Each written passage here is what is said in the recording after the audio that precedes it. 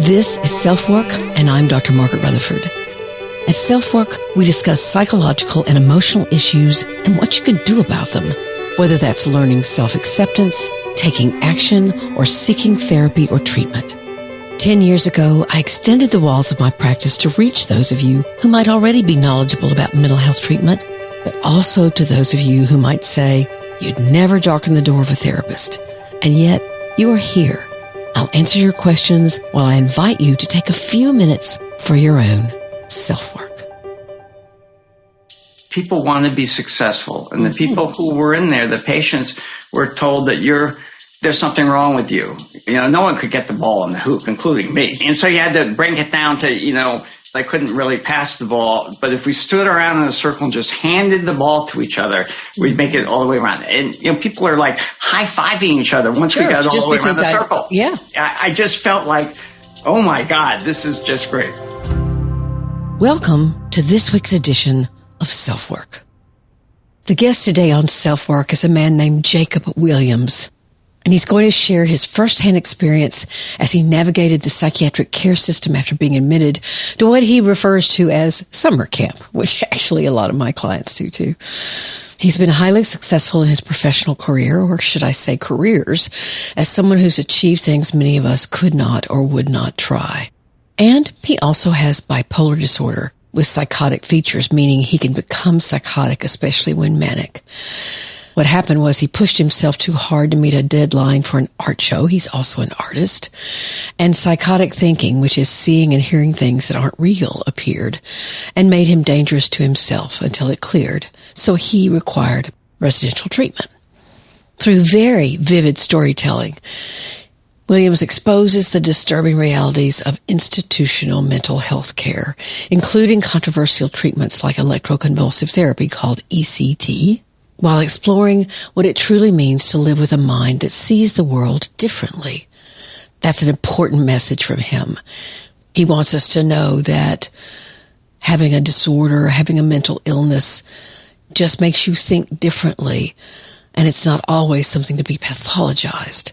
Now, what's also important to remember as you listen today is that Williams may have refused treatment that was offered. I've never heard of an inpatient or residential facility not offering things like individual therapy, group therapy, but instead directing everyone toward ECT. I do agree with him that mental health providers can focus way too much on the illness itself and not the person with the illness. I know my own panic disorder, as hard as it's been sometimes, has offered a kind of learning and compassion and lens that I might not have experienced without it. A few weeks ago, I had someone on that talked about the harm that can be done in therapy. I want to look at mental health and mental health treatment or mental illness treatment honestly and clearly. The very important thing that JaKob wants you to hear is that the current mental health system may be failing the very people it claims to help. In fact, just recently here in Northwest Arkansas, a psychiatrist and his hospital staff illegally detained several people on the psych ward of the hospital. They are all being sued, and I doubt that that doctor has retained his license. But these types of things should never, ever happen. But as you listen to JaKob Williams talk today with me on SelfWork, realize that his book is a conversation starter about creativity, stigma, innovation, and the urgent need for reform in mental health care. But first, let's hear from BetterHelp. This episode is sponsored by BetterHelp. It's the beginning of the academic year when worn out but proud parents are making sure that their child or children has what they need to make the new year successful, or at least start out on the right foot. It's also a time when you might have a little more free time, since so much of the summer you've been social director, chef, entertainment provider, disciplinarian, and bedtime tucker-inner. So what could be a fantastic way for you to start off your new year? BetterHelp could be the right answer. BetterHelp can match you up with a licensed clinician, who can offer you a confidential space and relationship in which to work on something that's been troubling to you, or a depression that you haven't been able to beat, or an anxiety that only seems to be growing. It's the #1 online therapy provider that makes reaching out about as easy as it can get. Within 48 hours, you'll have again a professional licensed therapist whom you can text, email, or talk with to guide you. And you're not having to comb through therapist websites or drive to appointments. It's convenient, inexpensive, and readily available. You can find a therapist that fits your needs with BetterHelp. And if you use the code or link at betterhelp.com/selfwork, you'll get 10% off your first month of sessions. Just do it. You'll be glad you did. That link again is betterhelp.com/selfwork to get 10% off your first month of services.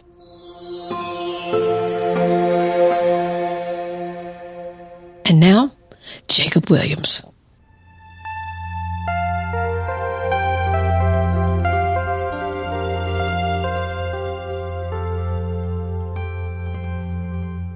Well, I did spend the weekend reading your book, and I really enjoyed it.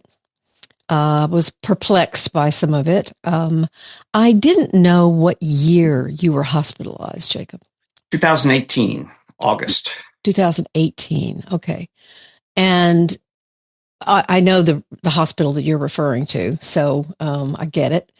But first, just tell the SelfWork listeners, tell me who you are and how you decided to write this book and all of that. The book is called Chock Full of Nuts, by the way. Chock full of nuts, yes. So I like to do hard things. And what I discovered in life is that doing the hard thing isn't the hard part. It's getting to the point where you can do the hard thing. Yeah. And I'm a marathon runner, and you don't finish a marathon unless you start. Right. And to start the marathon, you're running hundreds and hundreds and hundreds and hundreds of miles. Mm-hmm. So that's kind of my philosophy. And that's part of what got me into trouble. Your PhD, perfectly hidden depression, mm-hmm. And I'm POM, as in pom-poms, P-O, and perfectly obvious manic. Got it. It's always been obvious. Mm-hmm. Mm-hmm. And so I took on an art project in 2017, trying to recreate the 1966 9 Evenings at the Armory, put on by Robert Rauschenberg and a bunch of Bell Lab engineers. Mm-hmm. So happens, I knew one of those engineers, Harold Hodges, and he was in his 90s. And I was visiting. I said, Harold, there's a Rauschenberg exhibit at the MoMA, and I had seen it, and Harold's picture was there. I said, Harold, I didn't realize that you were that Harold. And he said, yeah. I said, what would you most like to recreate from that show? He said, oh, that's obvious. Rising Snowflakes. Right. I said, sure, I'll do that. Sure, I'll do that. Right. Yeah. And it's a column of soap bubbles rising from a chock full of nuts can. Hence the title. Yeah. Because that's what put me into Mr. Clean Hospital. And it was, a magical thing, but really hard. So, I started getting only 4 hours of sleep and 2 hours of sleep and no sleep at all. Mm-hmm. And psychosis. Yes. I could not tell the dream world from, I won't call it the real world, the other world. Mm-hmm. And it just, it was an amazing feeling. And all of a sudden I was the chosen one to lead the existential battle of good versus evil. Uh-huh. That does sound like classic mania for sure. Classic, right? Mm-hmm. And I was the one that was chosen. I went back to my history. And so anyway, so I get into Mr. Clean Hospital, and I go back to something that happened to me on Mount Fuji. I was, believe it or not, I ran a race up Mount Fuji, which if you look at Mount Fuji, it starts out easy and it's like a parabola. It gets steeper and steeper. There's scree, which is like sand. It was impossible. I mean, just totally nuts. And I got, in fact, you went further than they wanted you to go, as I recall the story. Well, as it goes, I got to the point where they said they're going to stop the runners because it was getting late and getting dark. Mm-hmm. And so I took my number and turned it backwards so they didn't know I was a runner. And I kept going. I made it up to the top.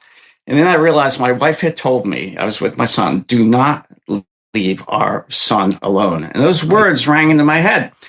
So I said, I got to make up some time here because I did leave him at the 8th station going up Fuji. And I'm running down. I'm pretty good at mountain scree running. You have to really lean back, and it's like, but for an instant, I was thinking I'm going to get killed. My wife is going to really hurt me. And I went forward into a forward roll. Wow.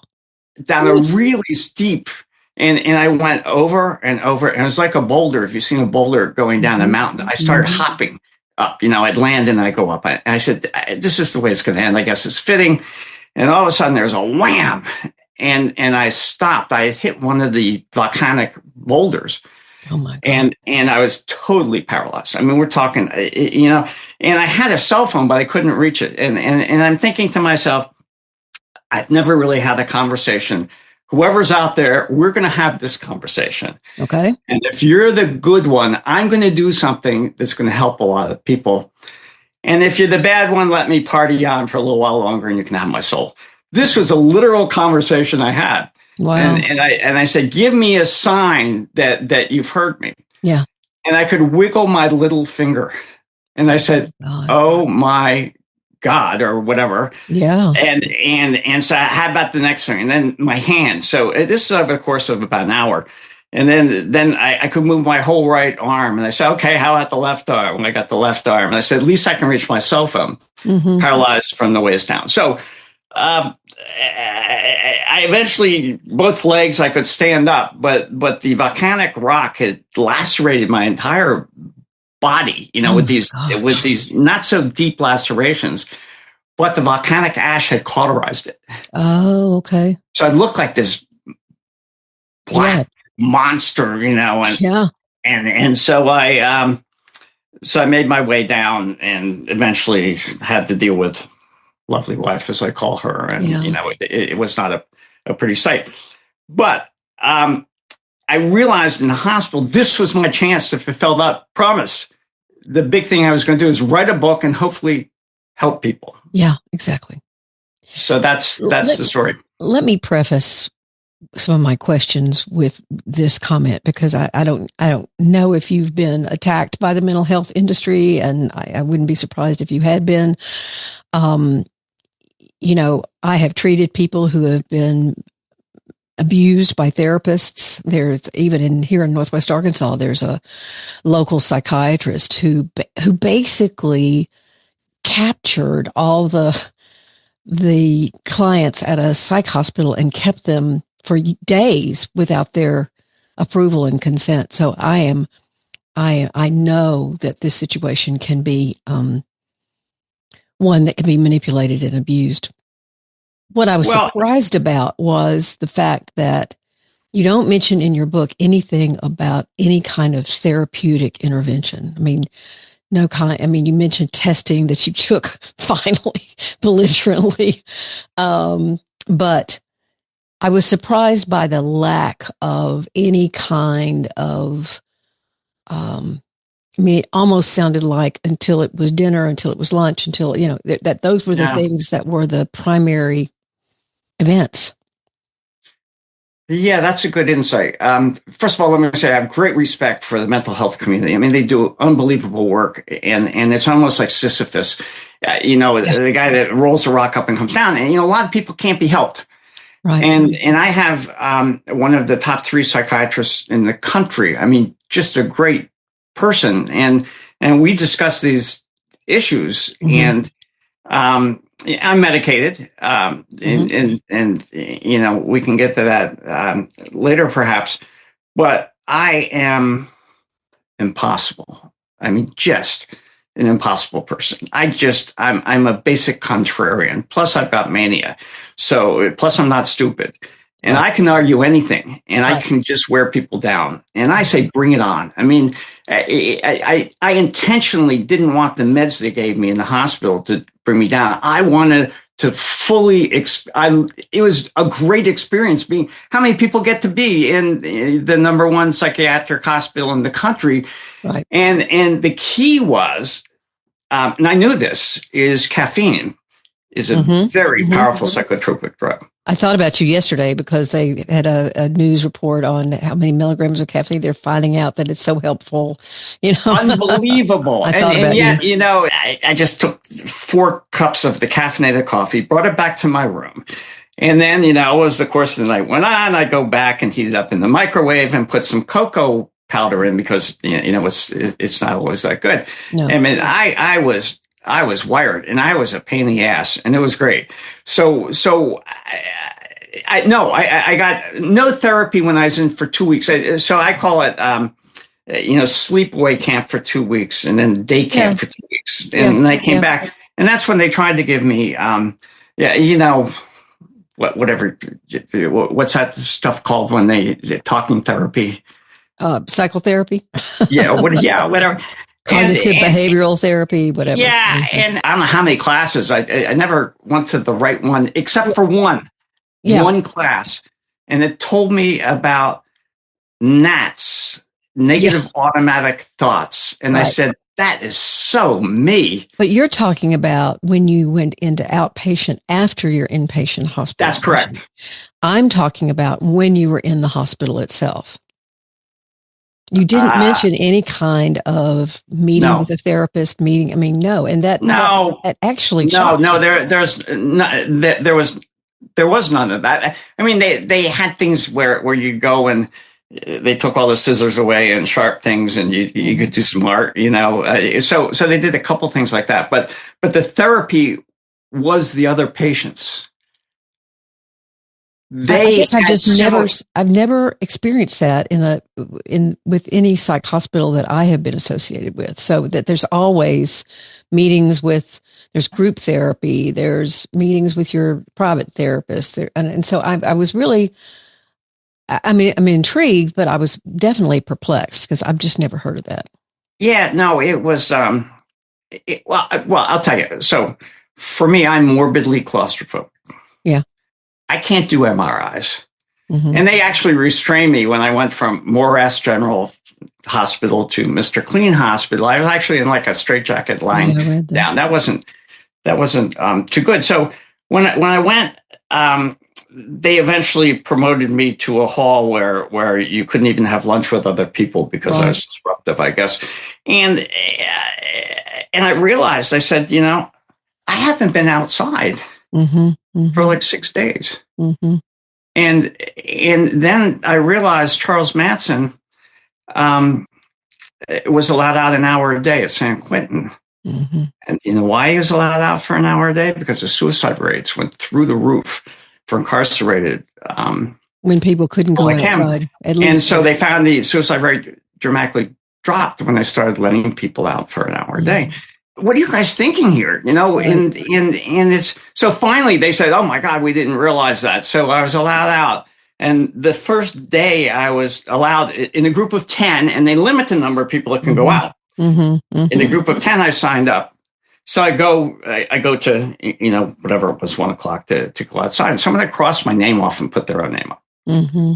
And I'm thinking, you got to be kidding me, So I made friends. I talk about in the book with this guy, All-American wrestler, who was my chief. From Cuckoo's Nest. Chief. And he said, that will never happen again. And it never happened again. And I was able to go outside. So I go out and there's a gym before you go outside. And I look over and see a treadmill and say, thank God that was my therapy for 50 years running. Sure. And the nurse says, and it didn't work or something. Yeah. Yeah. That hasn't worked for 2 years. So, this is just examples. That the number one thing you can do for your mental health without medication is exercise. Sure. Exactly. So that's kind of, my view. It was like I was in some alternative world. And the thing is that they have to be careful. It also says 75% of the time of the nurses was spent in this glass room in the middle of everything, and they're typing everything up because if something goes wrong, they want to make sure that. Oh yeah, you got to notate. It just seems like they're locked into certain ways of doing things. And they don't want to change.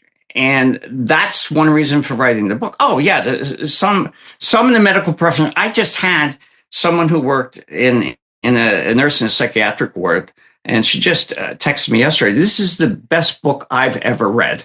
Mm-hmm. And I'm thinking, wow. And so we launched the book, and it's number one in Amazon under bipolar. Interesting. Yeah. So and that's the whole goal. So let's take a break, and we'll be back in just a moment. Someone once called me the flea that makes the whole damn dog itch. and I wear that label with honor. And you got a sign up over your head: "Spoiled rotten dog lives here." Yes, I do. Yes, I do. So it's fun. You have to look at whatever comes at you, and you can either let it own you or you can own it. And that's why I viewed my stay at Mr. Clean Hospital as something to experience. I mean, it was a great opportunity, as opposed to a lot of the people are there and their heads are down. You know what it looks like in a mental ward. It's pretty sad. The other thing was all young people. I mean, there are people like 18 to 21. Sure. I mean, and the first thing I noticed when I walked in, there were males and females on the ward. I'm thinking, oh my God. Mm-hmm. And I said, does this make any sense? You know, manic, hypersexual men with some women who maybe were abused. And in fact, when I finally got into, the elite hall where you couldn't leave, I saw a girl in a fetal position in her room in a chair, and a guy who was whacked out on angel dust. Mm-hmm. And they were across the hall from each other, and you couldn't lock the doors. Yeah. And you can't make that up. Surprising. You can't make it up. And so, I got along well with the guy, they whacked out. He was kind of, well, they called you violent. Captain. They called you Captain. They did, but you have to be clever. But the point is that there are people like that you have to deal with in a certain way, and there are other people who really are just quiet and in their shell. And Mr. Clean Hospital, as you call it, is a premier hospital. But have they sued you or come up with anything about the book that is? Are they fighting it, or is there litigation? Oh, I don't think they know about it yet, but I will tell you some of my, unfortunately I have, since then, I've had a medical condition. I have 3 oncologists now. Oh, wow. Okay. I was simultaneously diagnosed with 4 different cancers. It's a very rare gene defect called BAP1. Mm-hmm. And who knew? So anyway, but each of them has wanted a copy of the book. This is like the greatest thing in the world, and so, I want to blindside them. Someone said, you have to go to the hospital. No, let them deal with it. And I'm happy to debate them in public. I'm not a doctor, but I'm a statistician, and I know what the statistics are. ECT, over your lifetime reduces the suicide rate by about 1/3. Mm-hmm. Do you know what caffeine, some of the studies show? It reduces long-time suicide rates by 50%. Wow. But I'm happy to stir the pot. But some other things that happened, I'd lined up for meds on a Friday, and I was wondering if it was, water soluble or fat soluble, because water soluble goes out of your system in 12 hours, and maybe I should have it twice a day rather than once a day. And the person handing out the meds was there. What are you talking about? I said, maybe I could talk to a doctor. And they said, oh, it's Friday. No, you have to wait till Monday because the doctors take weekends off. What was my thought? Mental health doesn't take weekends off. Mm-hmm. Or mental illness doesn't take weekends. Mental illness. I'm sorry. Mental illness does not take weekends off. I don't know. It just, and so what I did? I went back and made a rotating schedule of Monday through Friday, Tuesday through Saturday, and they Wednesday through Sunday, right? Mm-hmm. And everyone gets 2 days off in a row, and you can have. And this is what all the workers have been doing for years. I mean, why not at least think about that? Nurses certainly have to work weekends. Mm-hmm. So, did the nurse tell you why she thought it was the best book she'd ever read? She just said it was because I dealt with a very serious subject in such a humorous way that she could get through the book And yet at the end of it, she understood what I was doing. Right. Exactly. I mean, that I wanted people to have, a respite as they're going on their journey. It's like the World Cup, right? All of a sudden they have those hydration breaks, and it allows the players to I keep going at a high level, and I wanted the reader to get through it without feeling exhausted. So I think you've answered one of my other questions, which was, people can leave medical hospitals AMA. I mean, they can go against medical advice and leave. And I was thinking, so if he were that unhappy and that afraid he was going to be given ECT, that's electroconvulsive therapy for those of you who don't know. And lovely wife could have demanded that you be let out and that kind of thing. But it sounds like you did what you saw it as was as an answer or a response to your Mount Fuji. Yes, I wanted to stay. You wanted to stay, right? I wanted to stay, and lovely wife wanted me to stay. Yes, and this is another big point. It's not just the individual that has the mental, neurological, divergent, whatever. It's not just the patient. It's their spouse. It's their children. It's their friends. There's this whole system around it. Right. And I describe parents coming up to me and saying, first of all, you're an inspiration because, my child's 18 and you're 65. And I knew what that meant. And they say, they want me to approve giving our son ECT. Is that, what do you think about that? And I could tell this parent did not want to make that decision of putting 110 or 120 volts through their son's prefrontal cortex. But it was the dilemma is I also know that any treatment's much more effective if everybody thinks it's going to work. That's the placebo effect. You really make the point for the placebo effect. So I constantly had to just say, yes, it's going to work. And it would work.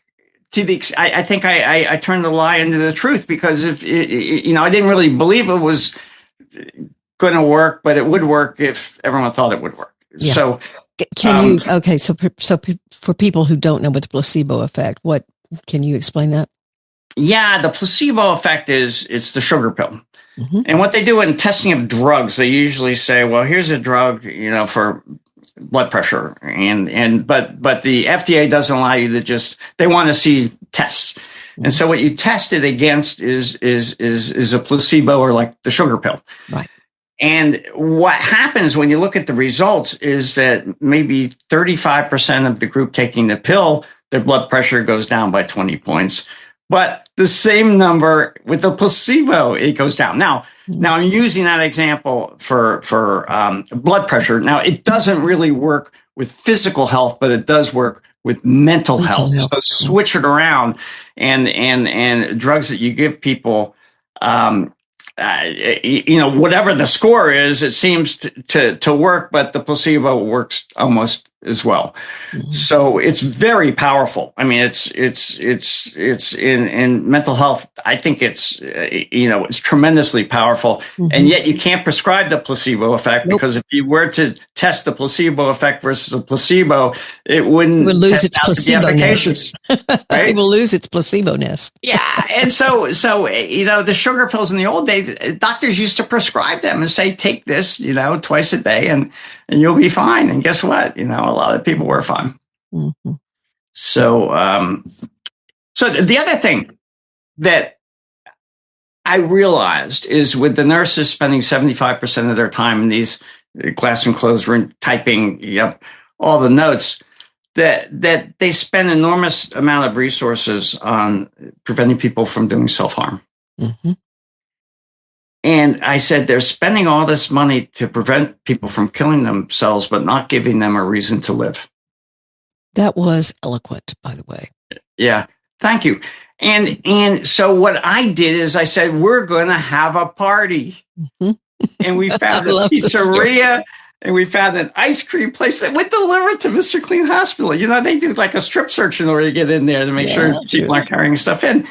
And it was epic people who wouldn't even, look in your eye or do anything. They were eating the pizza. They were having the ice cream. Yeah, they were dancing. Yeah. Right.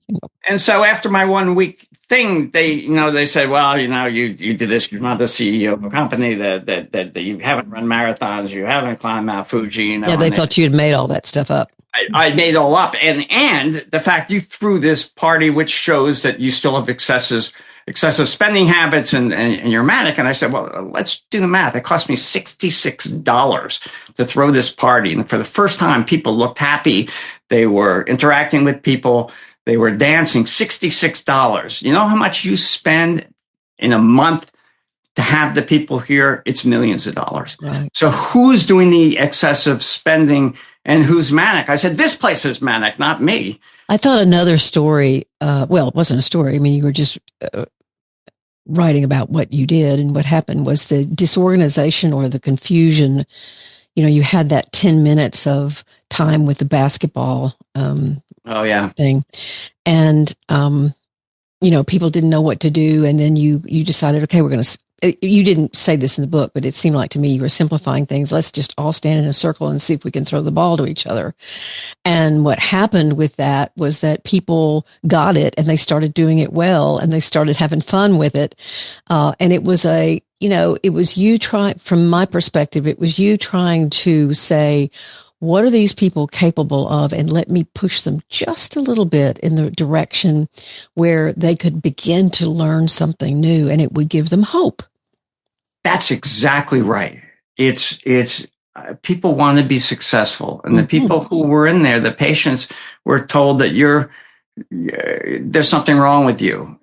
Yeah. And I just wanted to show people that, and we had to dumb it down, as you know, no one could get the ball in the hoop, including me, Right. And so you had to bring it down to, passing the ball. They couldn't really pass the ball, but if we stood around in a circle and just handed the ball to each other, we'd make it all the way around. And you can't believe, people are like high-fiving each other once we got all the way around the circle. Yeah. It was, to me, it was, I just felt like, oh my God, this is just great.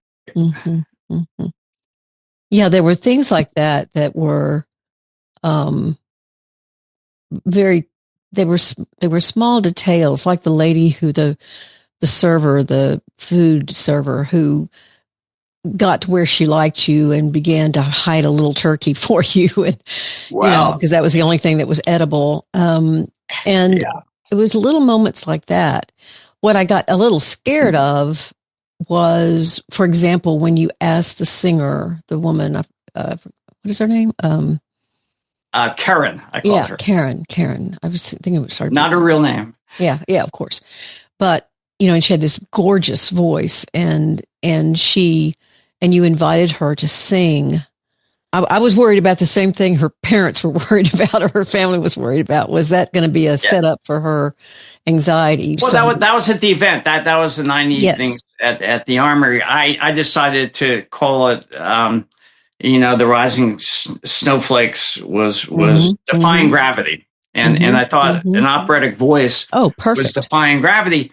And the one guy I talk about in the story in Washington Square Park that was singing on a piano was unbelievably good. I went up and said, look, I'm doing this thing. He said, great, I'll do it if I can invite my mom, Yeah. And so he was one that was going to do it, the performance at my lovely wife's whatever birthday. But then we switched it to this event, and I asked Karen, I said, you have such a lovely voice. Would you like to do a duet? Sure. And I just saw in her face, like, I can't believe you asked me to do that. And she said, but we have to convince my moms. Yeah. It was like you saw her. You saw her. You didn't see her illness. You did, but it was not. Instead, you saw that person. So I think that's what you did. I think with everybody here, you said you helped them remember who they were, and not be defined by their illness. Well, yeah. So you build a house by laying a foundation. You can't build a house without a foundation. And the foundation for that group of people passing the ball was successful at passing the ball, and then they can build from that. Right. And it just, I'm telling you, I was in heaven. I was looking around saying, this is just terrific. Plus, I'm out of lovely wife's hair for 2 weeks, and she's going to be able to recover. It's not easy being with someone who's manic. I mean, it drives them crazy. So that's one of the reasons. What has been the thing that has most? Let's see what I can. The thing that about being bipolar that has been the most difficult for you. Well, the realization that it's so difficult on other people. Okay. I've been tremendously successful. Yes, you have been. And I've been successful because I have delusions of grandeur, but the grandeur can turn into reality. I don't get much sleep. Mm-hmm. I can be, charismatic and I'm just a contrarian, but if I'm right, I stand out alone. Wow. So why not be a contrarian? Mm. And everyone goes, well, how did you know? Well, what I knew was I did the opposite. So I'm just remembering this book only came out like 2 weeks ago or something like that. It came out, last week. Yeah. So I'm telling how many people are going to be really affected by it. Again, the book's chock full of nuts. My 28 Days Inside a Premier Psychiatric Hospital and the Shocking Truth. Yeah. And chockfullofnuts.com. If you go there, you can get my biography, and you can click on 4 different ways to purchase the book, either a physical book or I think what they call ebooks, and it's coming out. I interviewed someone to do the audio, the whatever that's called. Audiobook. Audio, yeah. And that was great talking to him, because he wanted to get a sense of who I was, so he could put that voice into it. Yes. And at the end of it, he goes, "Oh my God!" And I said, I said, "Yeah, that's right. It's Mr. Toad's Wild Ride is what my wife calls it. Lovely wife. I'm sorry. Yeah. Lovely wife. How is lovely wife doing? She's doing well. I mean, you have cancer. You have these 4 kinds of cancer now. Yeah, I know. But it's a great adventure there, and going through the medical system. And I was at the NIH, and I had people come around me and like I was some specimen. It was, and I'm still here. I'm still vertical. And guess what? Every minute you worry about the worst case scenario or the downside is a minute you're not having fun and creating havoc, right? So I want to create as much good havoc as I can. It's tough. It is tough. What you find is that people usually just don't go into a mental hospital once that they have. Mm-hmm. It's a lifetime. It's a lifetime thing. Yeah, and it's really tough. I've been extraordinarily fortunate that for better or for worse, I went back to being pretty much the same person I was. Mm-hmm. Some people do not.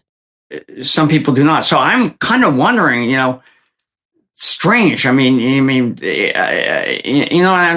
taking meds, bipolar. This is really important. If you're misdiagnosed with depression, mm-hmm. they'll give you something that will be underneath you and lift you up, right? The drugs. Right. But if you're bipolar, it'll lift you up in the mania. Right, exactly. So you really need to go, that's where lithium is important, can hold you down, and something like whatever. There's a bunch of things that they'll lift you up. Yeah. And about 30% of the bipolars, according to some studies, are misdiagnosed. And that's a real problem. It's especially bipolar 2, which is not as dramatic as bipolar 1. Bipolar 1 is kind of it's like, oh yeah. No, I'm bipolar 2. 1 with a psychotic episode, not with psychosis. Mm-hmm. And it's yeah, but it's so it's been an adventure. I mean, I don't know what to tell you. I'm drinking coffee. I'm taking lithium. I'm taking Lamictal. I'm doing this thing, Mm-hmm. and it's I'm trying to run. It's hard. I'm no longer a young guy. I hate it when I see even speed walkers are starting to pass me when I'm running. It's so this has been fun. Well, thank you, JaKob, so much. Thank you very, very much. Your book obviously is already doing very well, and it should. It should. No, I appreciate that, and it was great. You asked great questions, and you read the book. I've had interviews where you throw something out that's in the middle of the book, and they're they haven't read it, but you know all the details. So I appreciate that. I was pretty fascinated. No, I owe that to people who come on SelfWork, because I don't I have also been interviewed by people who obviously did not read the book, and it was like questions suck. Yeah, no, so I appreciate it. So thank you very much. You're welcome.